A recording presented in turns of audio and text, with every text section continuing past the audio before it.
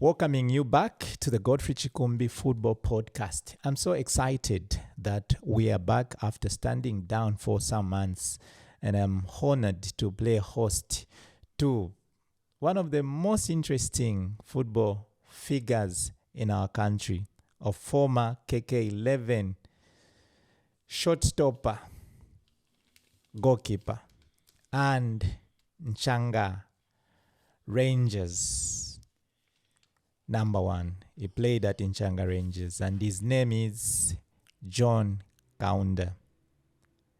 Uncle JK, we call him. Welcome to the Godfrey Chikumbi Football Podcast. Thank you, Mr. Chikumbi. Before we talk about your football journey, who is John Kaunda? John Kaunda was the son of a miner who was born in Chingola.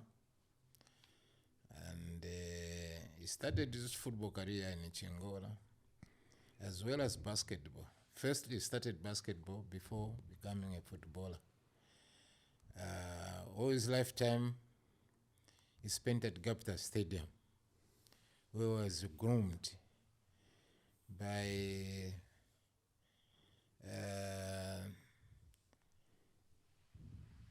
the recreation department under Bill Land. That was when?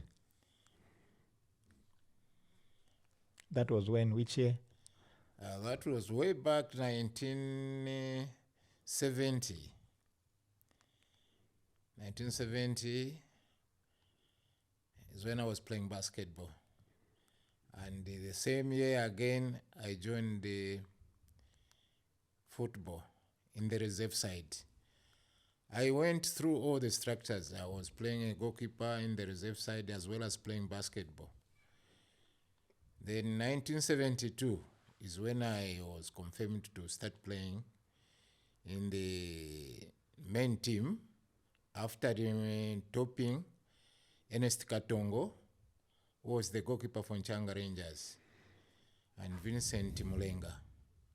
Immediately, I got the number from Ernest Katongo, which I never surrendered. I featured for the main team, Nchanga Rangers. Well, it was quite interesting because the time I joined in Nchanga Rangers, I'd found older people like Robert Watiakene, Weber Marizani, Isaiah Sakala, Cosmas Mulundo, Jonathan Njiko. Uncle JK, now let's talk about you starting to play football. That was in 1975? 1972. 1972. And there you arrived at Nchanga Rangers. At what point did you realize you had the strength in goalkeeping? When Nchanga Rangers were facing Mighty Mufurira Wanderers, and there was a problem with the goalkeepers because that game was being played under floodlights. So that is the time I moved in. I was told by the chairman, Jimmy Fleming, who selected me to go and play. Yeah. Okay. So you took over from, what's the name again? Ernest Katongo. Ernest Katongo. Is that person alive? He's still alive. He's a farmer in Mukushi. His the father was Desmond Katongo. Oh, wow. Desmond Katongo. Yeah, he's now with CAF Media. Yes. He worked at Father's Communications Manager, Desmond Katongo. Yeah. So now, how was it like taking over from someone who had already established himself? You were new. Didn't you have any frictions? Well, it's something I could not even know that the good attributes of being a goalkeeper. Because by that time I had a character of a great basketballer, which made me very easy to be in a goal.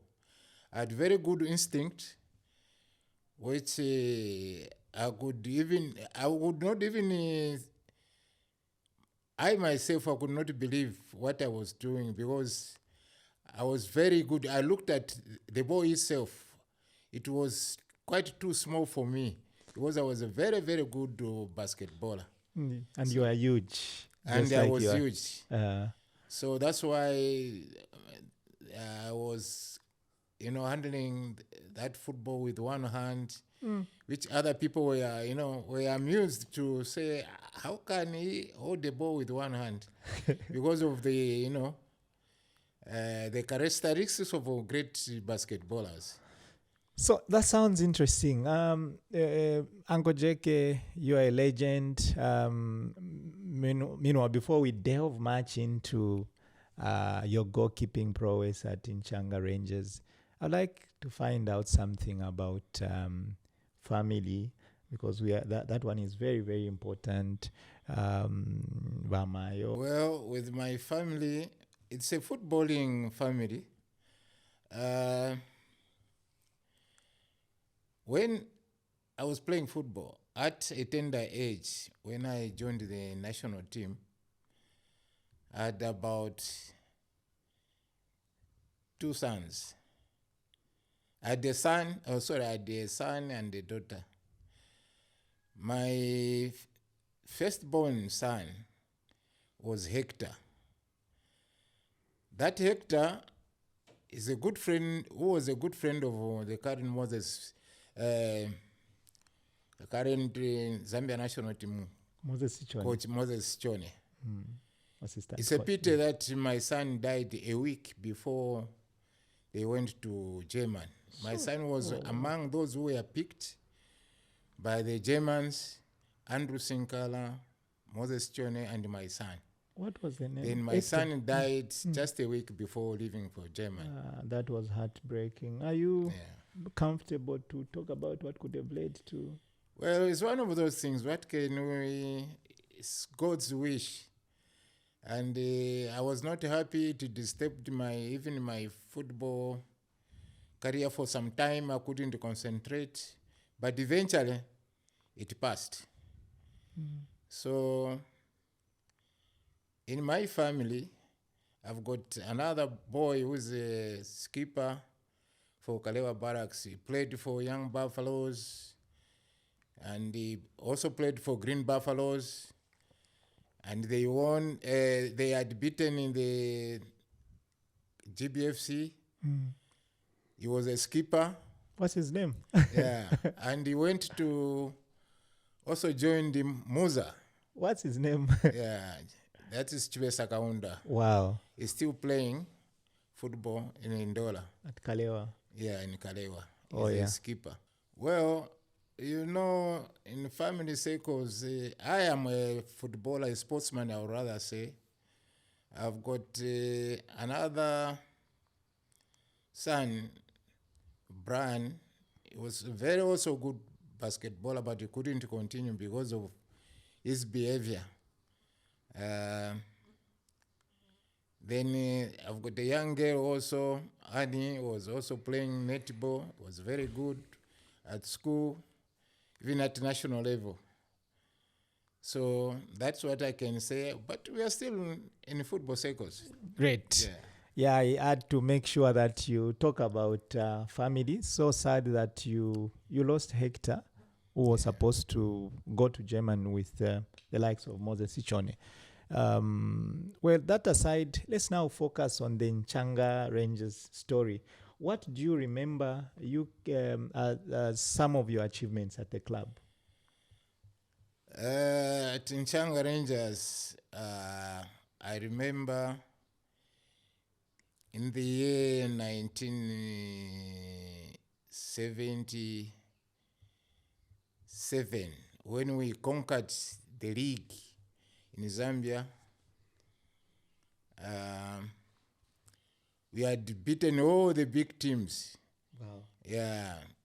That was 77, 78, and we won the league. We had beaten all the big teams in Zambia by a very big margin, 6-1, 4-1, and 3-1, 5-1, and so forth. So Rangers is my club. up to now, I still am a ranger. Even the tag of Brave Rangers came when we conquered the Zambia league. I myself, Willie Piri, Moses Mtambo, Moffat Mtambo, Jim Salim, Anthony Wali, Joseph Msonda, George Mofia, Godfrey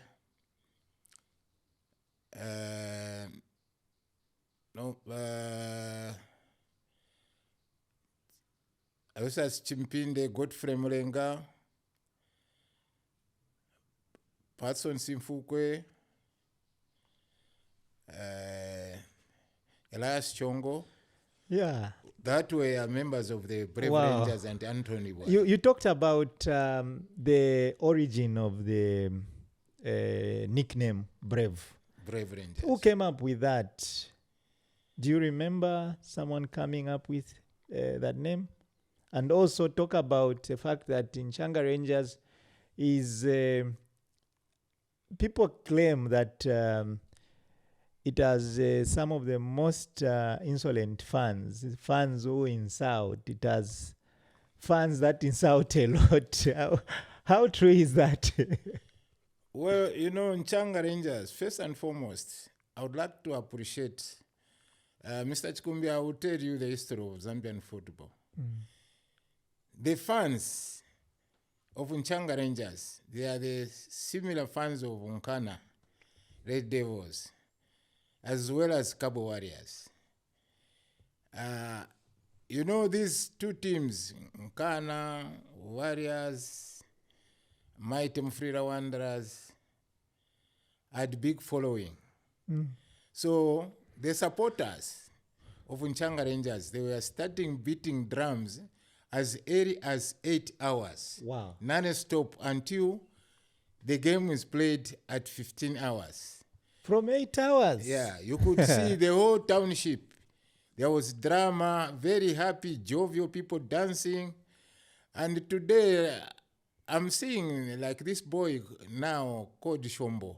Yeah. We had at Nchanga, there was a man called Sophia. He was dressing like a woman, dancing all the way. They happened even at Nkana, there was Mr. Malama doing the same. You could see these things started way back, where the Shombos of today, they are now at power, dancing and that. We had. The sad part is we had netball teams that had people who knew how to insult, like Quito United. Yes, Toven go Pansel. Yeah. Quito United, yes. Insults, yes. You can be. But in football, you have got to stomach that if you want to achieve. But insults do not pay. They don't bring results. You just brace them aside. You should follow what you are doing. And a disciplined team always wins. Even if they are insulted, they will still win. So why is it that insults are part of our culture here in Zambia? You find that even young people are insulting, big people, referees especially, are the victims of insults and big insults.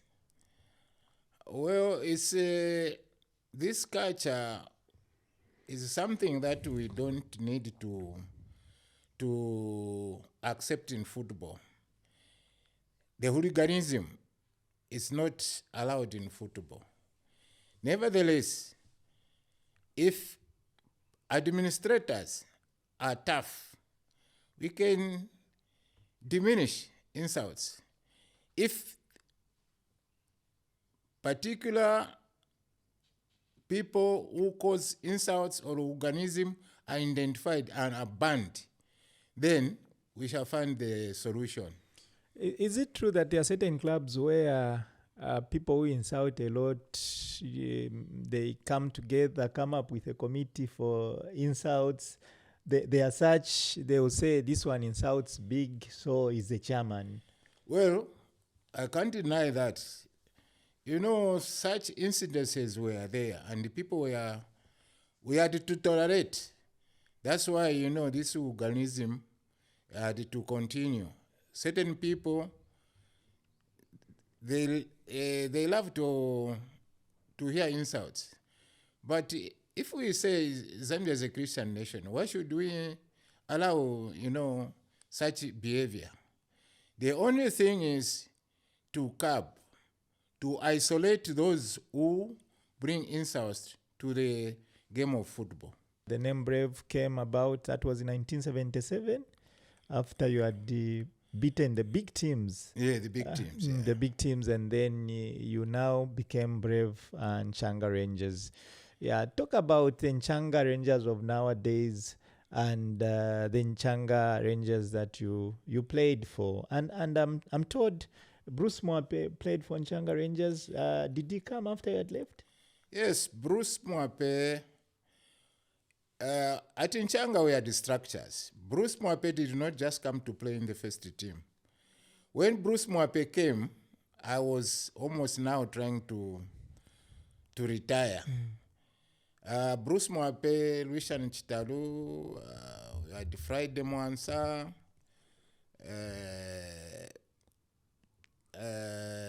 Joseph Msonda, Ban Muitwa. Those are Matete families. That was the group of Bruce Mwape. He was very intelligent midfielder. Yeah, very intelligent and very disciplined. Wow. We had good players like Patrick Nkata, who always they are wingers, but they became administrators. Those are the people who nurtured Bruce Mwape when we left. And now, what comparisons can you make between the Nchanga Rangers you played for and the Nchanga Rangers now that is being, that we are talking about? Yeah, the current Nchanga Rangers, the problem is they are not consistent. As the name itself, Brave, when we won that tag, all the players who were in that team had the heart for Nchanga. There's something you can even not see is that time we had not qualified coaches. It was just self-motivation to say, let us die for our team. And the name, that tag, Brave Rangers, how we won it, that was the time they even brought under the floodlights at Nchanga Stadium. Wow. Yeah. They even brought, they had to build even a swimming pool. Because collectively we were one family. We could not understand why we lost the game. We are just consoling ourselves in the dressing room. I myself, I was at the national team and Willie Piri. Two of us, we can call our friends Moffat, James Salim, and say, we sit down in the dressing room crying to say, gentlemen, there is no way out. We shall continue losing. From today, we should continue winning. And we did it. Wow. We did it without a qualified coach. But we had a very strong chairman, Jimmy Fleming. Who was your coach at the time? John God. John God was also a European, but he was not qualified. He was just good at physics. But the characteristics which we bought, we were one unit, we had to mold ourselves as one. We could even, camping was very rare those days, but we formed a team of senior players. Why was it rare to camp? Because of resources, because of resources. So we brought a system to say, from Wednesday, nobody should drink. We shall be sleeping at 19 hours. And by 20 hours, we are going around all the houses, parents' houses, to check if somebody's in the house. And we did it. Wow. And we formed, that was the regulation. From Wednesday, no movement until we play a game. Wow. So there was no camp. It was just self-discipline. Self-disciplined. We started with self-discipline. Then later on is when now the executive thought of, now we should start camping. At what point were you called to the national team? And how did it feel to be called to the national team? Well, it's something I could not believe. In fact, when I was selected by Ante Buzedek, that was 1975. When Mozambique got independence. How old were you then? I was 20. I think I was 22. I was 22 years. Now, I could not believe I was picked. I just saw my name in the newspaper that I've been selected to the national team. And the first thing was, I got scared. How am I going to join the national team? Why and were you where? scared? It was scary. It was scary because we had, it was scary, but not so much, because most of the players who were named in that squad most of them were basketballers. So we knew each other from basketball angle. So when we met for the first time at Independence Stadium, Independence Stadium where we are camping, I was not so much scared because I had friends like Abraham Nkole. I met Godfrey Chitalu there. That was 1975. Yeah, that was 1975. So you were supposed to report for duty in Lusaka? In Lusaka. And I was driven by an old man when the mines gave me Toyota Crown. You never traveled by public transport? No. We are much respected. That was KK time. Oh. So I had my own vehicle. Willie Peter had his own vehicle, driven by old men. They were taken straight to Independence from Chingola to Lusaka. Wow. Yeah. And when you arrived, we arrived there, it was quite scary, but not much. But the environment itself, we met people like Dick Chama, Dick Makwaza, Obi Kapita, Lonson Katiwa, Kawishka Odi, the youngest players we had were Willie Piri, Mark Masambuko, Patrick Piri, Lewis Shambulo, Jack Chanda, Biswell Piri. Those were the youngest players we had. Your memory is quite strong. Yeah. Wow. And now you arrived? When we arrived there, we were welcomed by Ante Bzerik, our national team coach, and our team manager was Elia Mwanza. Okay. Mr. Elia Mwanza, may so rest in peace. So, assistant coach was Henry Karimukwa. Okay. So, the following day, we started the training, and it was quite scary because the training was so hard. Others, just after 2 days, they wanted to leave. How were the training sessions like? The training sessions were not similar to the club. Were strict rules. First, goalkeepers could start training before the insiders come. So it was me, Abraham Nkole, and Emmanuel Mwape who were starting all the time.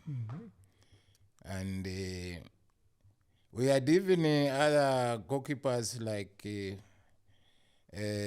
Spinks Moira from Green Buffaloes, who were later dropped. Yeah. Okay. So, anyway, we had to soldier on. And, like the diving aspect, which now, we thought, even now, I see goalkeepers they like diving anyhow. No, there are specific times when a goalkeeper should dive. You need to work on your footwork. No. Okay. Yeah, footwork makes a decision. Where you stand, expect a ball to come at any time. That is the good part of a basketballer and a goalkeeper. A goalkeeper expects a ball to come whether up or down. So you must make a decision. Decision making is quite important. Why is it important for a goalkeeper to be good with footwork? Well, a goalkeeper, is the most important person in a team. Any error, you are gone. So it's you to save the team. So your mind, the whole body should be 100% okay. Great. What advice do you have for the young goalkeepers? The young goalkeepers, I would just argue them to be disciplined and to like the game. The relationship between a ball and a goalkeeper, all the time, a goalkeeper should think of a ball. Where does the ball come from? Mm-hmm. Even if you are eating, expect that the ball will come. Then you'll be a great goalkeeper. Courage. You should have a courage. And the eyesight should be perfect. Mm-hmm. You know, a goalkeeper is like a boxer. If you keep on closing your eyes, then you miss. So boxers and goalkeepers, similar. That's why I, for one, because I'd gone through all these aspects, I was a boxer. You even were a boxer? Yes, I was a boxer. At one time, I was even a boxing coach. I trained the famous coach for Anthony Mwamba. Oh, I was a coach for Anthony Mwamba at Nchanga North ABC. So me, I've gone through boxing. I did part of karate and basketball. You know. No. You see, that's why I, for one, I was fearless. And I was one of the most trusted goalkeeper at Nchanga, even at the national team. Wherever there is a penalty, to me, I was not counting that a penalty should be scored. No. You were stopping penalties? I was stopping the penalties, and it is on record. Can you count how many penalties you saved? For well, there are plenty. Mm-hmm. If I may tell you, I saved a penalty in Congo, and I was arrested just to see police officers entering in the presence of Mobutu. Yeah, in Congo. In Lubumbashi particular. After you saved the penalty? I saved the penalty of... You were playing for Nchanga then? Of Ndaye. So now, which team were you with? Nchanga Rangers or the national team when you saved the penalty? Nchanga Rangers went to Congo. For club? At club level, yes. Mm-hmm. When we played the TP Mazembe. By then it was called the Angry Birds. Okay. But I saved the penalty of Ndaye. And they came to arrest me because I saved the penalty with one hand. That was 1976. 1976.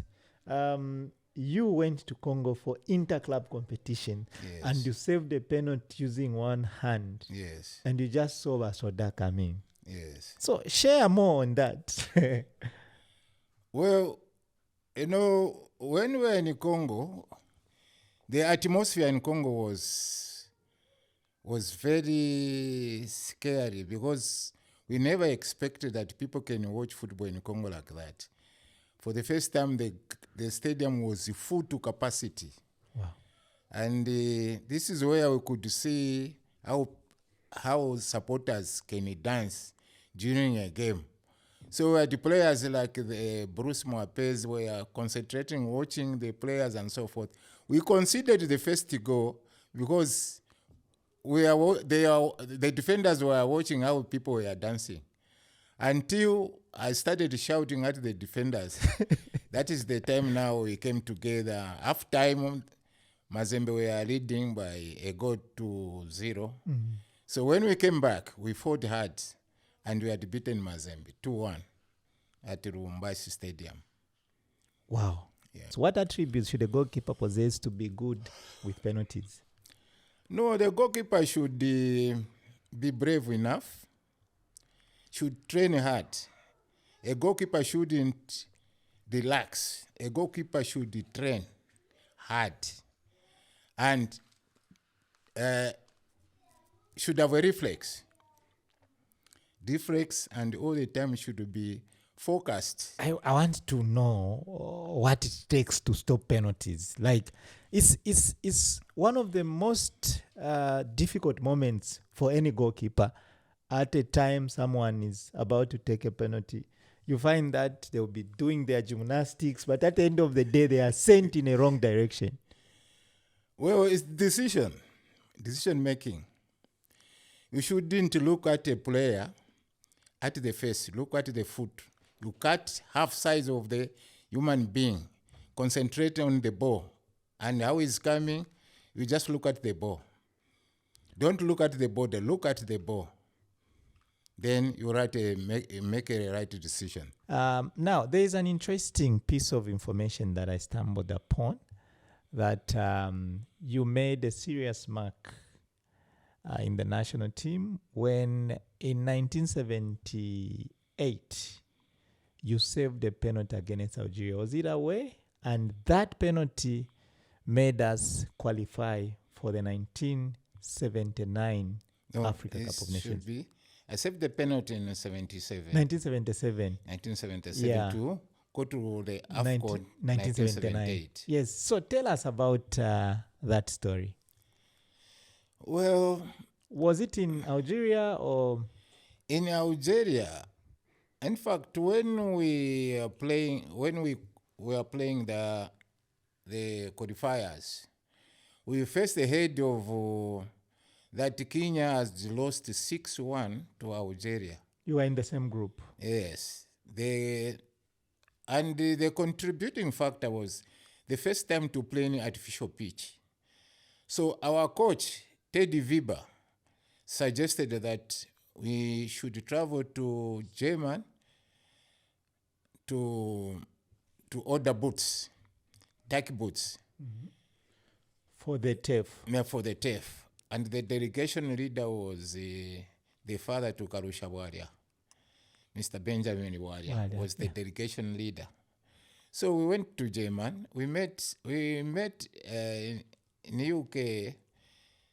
We met at Heathrow Airport is where we met Kenyan national side, and they told us, no, if you use the boots, you also lose. So we had to go to Germany. We made the boots and we had to fly. So they wanted you to play barefooted? No, their ordinary boots are not allowed to be used in artificial pitches. Okay. Yeah, there are special boots for artificial pitches. Mm-hmm. So we went to Germany and we ordered some boots and we went there. But unfortunately, we lost 2-0. In Algiers? In Algiers. I was in goal, mm-hmm. but we lost 2-0. So a week later, we are playing Algeria.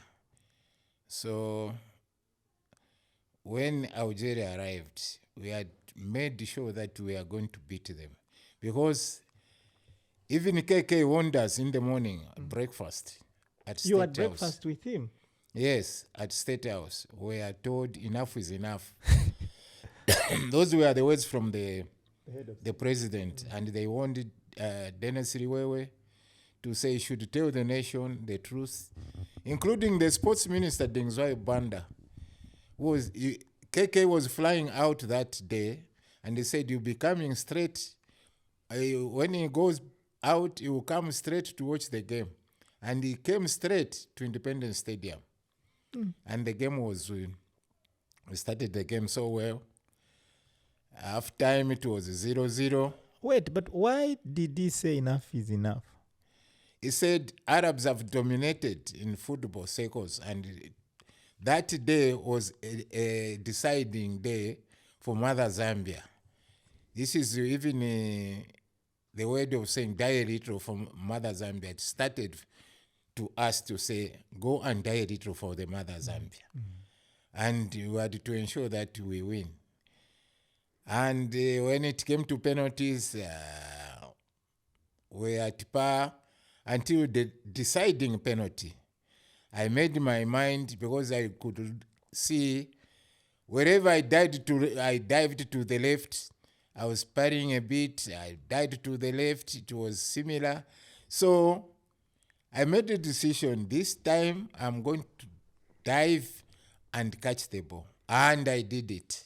Mm. And when I saved that penalty, it was like my ears were closed, the eyes. There was so much jubilation at Independence Stadium. I could not even know who lifted me up. until I was taken to the grandstand. but I'm sure you remember how the Congolese arrested you for serving a penalty. Well, it was, and Dennis Riwe was saying the golden fingers. You know, I had very big palms those days when I was small. They still are big. Yes. I can see. They still are big palms. Yeah. Interesting. Now, let's talk about your stay at the national team. You helped Zambia qualify through saving that penalty. But did you go to the AFCON? No, I didn't go. Unfortunately, something which disturbed my mind was there was a robbery at my home. Wow. And when I was in camp, I left, my wife was pregnant. And when I heard that there are some robbers entered into my house, I could not concentrate. So I had to beg for permission from the coach to rush home and see what happened, what transpired at my house. And the team went well. That is the time now Vincent Chileshe took over from me. Yes. That was sad. Yeah. That was very sad, after you help your national team and then such a thing happens. Now, can you try to share some of your best moments with the players and some of the players that you still remember made an impact for the KK11 team? Well, I'd made very good relationship because my roommate was always with Yuka Chitalu. Wow. Tell us about Yuka. Yuka was a very serious man in terms of playing football. He had characteristics. Some characteristics we cannot say it on the air. He was very courageous. He was rough at the same time. Now, because he was rough and I was so rough, so that's why they had... Why don't you want to say some of those characteristics that our players today can use? We still can say it. We should... when you are at the pitch, you should forget of the people who are watching you to critically identify them. Concentrate on the players you are playing with. The perimeter of the stadium, outside, you just look at the colors. If you can have that attribute of saying, here we are in the pitch, we are playing football. Outside there are spectators. Then you'll be making a good decision. And if you can have a responsibility, you take up personal responsibility. It means this game, come under what may, I should contribute.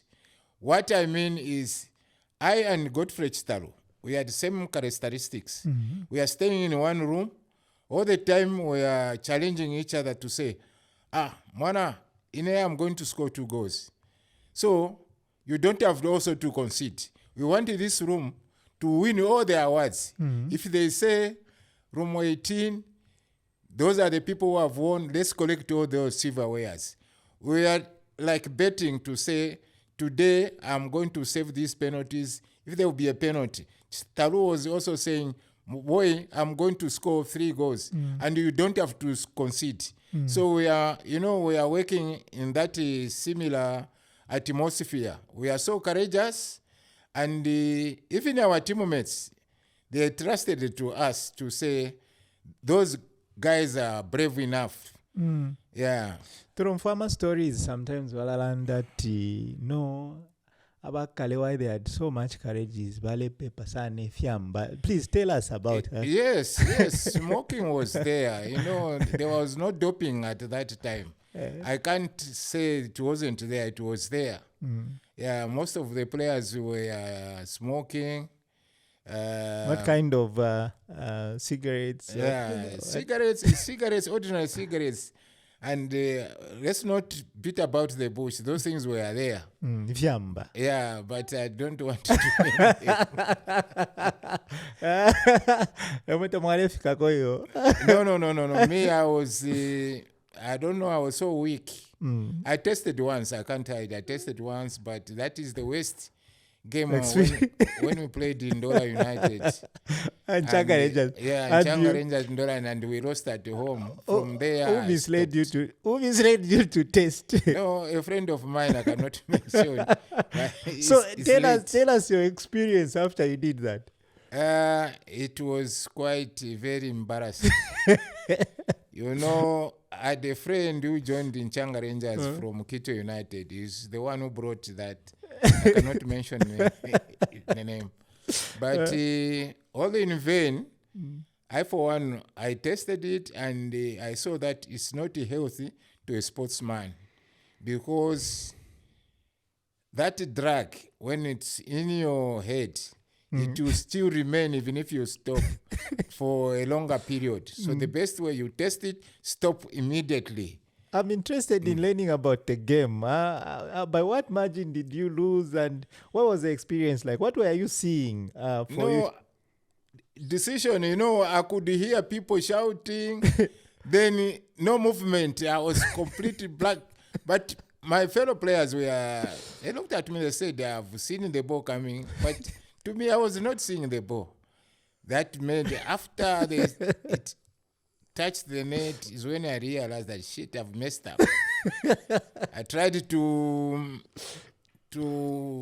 wash my your face. But it was bad. Until the game was over, we lost one. But I had to ensure that I pay back the next game.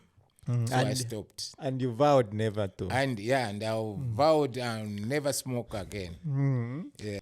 To the young ones, I would say drug doesn't help. Training helps. Don't cheat yourself. Drugs do not help. Of late, there is doping, science doesn't allow, to be taking up, a sportsman to be taking up drugs. Great. Yeah. It's been a very, very interesting conversation. At this point, I would like to find out from you, what do you think is different from the Chipolopolo of nowadays and your KK11? What do you think, and what advice can you give to the young players? Well, with the difference between Chipolopolo and KK11 is our current setup. It keeps on fluctuating. Today we see these players. The problem is behavioral change. The players do not, they are not brave enough to maintain the same positions. The team keeps on changing. But if we can have a system to say we keep on, forget about the results. We need to go through the paces to know, to identify, why do we lose? Is it that we have got no better strikers? Is it that we don't have a midfield? Is it that we don't have goalkeepers? There must be competition. To start with, there must be competition for places. And those competitions, they should not be two. They should be three. Three at each position, If you mess up, one takes over. By doing so, we shall find the rhythm, because we have lost the track of good players. Or is it that the selection is because we keep on changing players?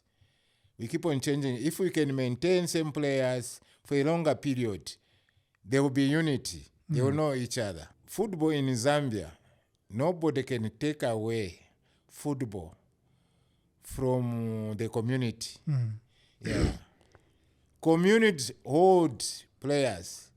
But the most important thing is how to manage players. if we can have, we had players like Kapambwe Mulenga, you see, who were so troublesome, but they were so prominent, featuring for the team. Despite the behavior, but he was one of the characters that you could admire to have in a team. But he has a different character outside the pitch. But in the football, he was demonstrating that he was a pillar of a team. So, in football, let's expect this type of characters. But currently, we should know that football has changed. It has got regulations. You don't have to go beyond. You should follow what is the standards of football. Because today, they say football unites. When they say football unites, no hooliganism. So wrong characters are not required. Great. Yeah. Uncle Jeke, this is the most interesting part of the Godfrey Chikumbi Football Podcast. Okay. Here, I catch you. And I want you now to tell us your all-time best Chipolopolo 11. Well, all-time KK 11 in my time was I myself in goal. Then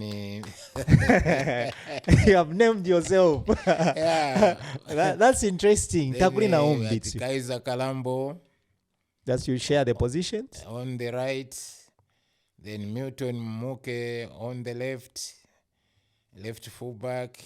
Then we had Robert Rutoba from GBFC. I was putting 4, 5. We had Akimu Musenge. Then we had Willie Piri was playing 6. Then we had Moses Smwala was playing 7. With the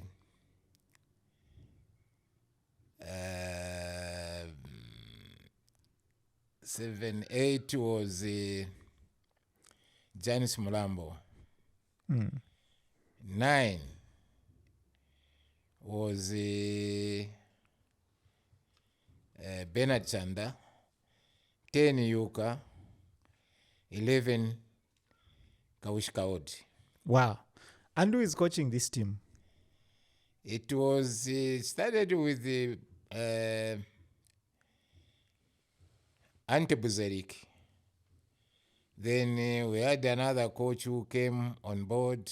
Teddy Viber. All right. Yes. Now, before I move to quick fire questions that you have to be answering, I know sometimes you've got to think about it, but they are called quick fire questions. Okay. Because you need to respond fast. Okay. At lightning speed. We want to know. Yeah. But before I get to the quick fire questions, who are you relegating to second choice when you're starting in goal? The one who was it? Who are you putting on the bench? It was Vincent Chileshe and Johnson Katowando. Okay. Kenny Mwape. They'll be on the bench when you're starting. They were starting. Wow. And amazing. For 5 years, they could not challenge me. Wow. 5 solid years, national team, shit number 1. Wow. Yes. 5 solid years. Yes. From 1975 to 1978. Yes. No, to 1980. 1980. Yes. Wow. Amazing. Yeah. Kenneth Mwene, John Kaunda.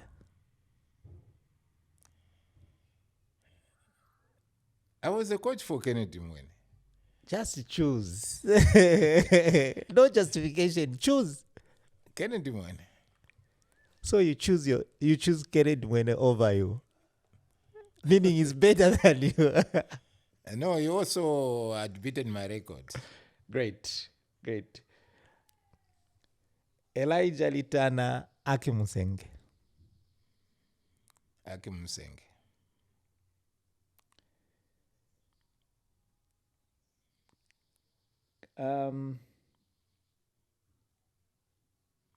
Godfrey Chitalu,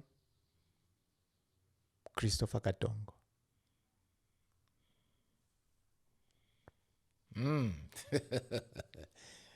Those were good players anyway.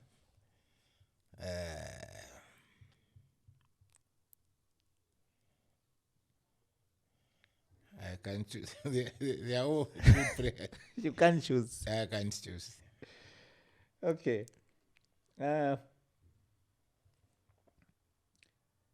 Stopila Sunzu, Elijah Tana. Elijah Tana. Okay. Lamek Banda, Jan Simulambo. Jan Simulambo.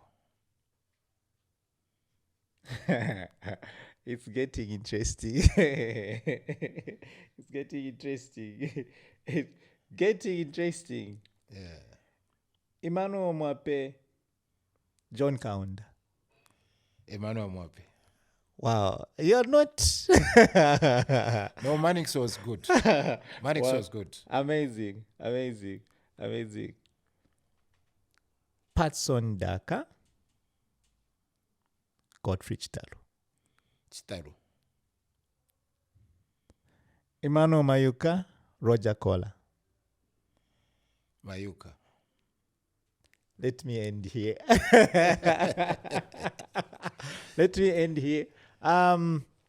It's been interesting having you. And for me, the Godfrey Chikumbi Football Podcast is a platform for the central figures in the game of football. The legends, those that have graced our game.